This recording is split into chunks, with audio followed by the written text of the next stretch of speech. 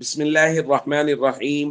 عن أبي بكر الصديق رضي الله تعالى عنه قال قال رسول الله صلى الله تعالى عليه وسلم: إن الناس إذا رأوا الظالم فلم يأخذوا على يديه أوشك أن يعمهم الله بعقاب منه.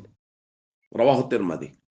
نبی کریم صلی اللہ علیہ وسلم نے ارشاد فرمایا، جب لوگ ظالم کو ظلم کرتا ہوا دیکھیں لیکن اس کا ہاتھ نہ پکڑیں، یعنی اس کو ظلم کرنے سے نہ روکیں، تو قریب ہے کہ اللہ کی طرف سے عمومی عذاب لوگوں پر آ جائے۔ دوستو، اگر کسی جگہ ظلم ہو رہا ہے تو اس ظلم کو روکنا مسلمانوں کی ذمہ داریوں میں شامل ہے، جیسا کہ اس روایت میں معلوم ہو رہا ہے۔ اور وہ ذمہ داری، اس کی درجہ بندی ہے۔ نبی کریم صلی اللہ علیہ وسلم نے درجات بیان کیے ہیں کہ کس کے ذمے کتنا کام ہے۔ فرمایا، من رأى منکم منکرا فلیغیرہ بیدی، جو کسی منکر اور برائی کو دیکھے، اور ظلم سے بڑی برائی کیا ہے؟ اس سے بڑی برائی کیا ہے کہ چھوٹے چھوٹے معصوم بچوں کے چیتھڑے اڑ رہے ہیں؟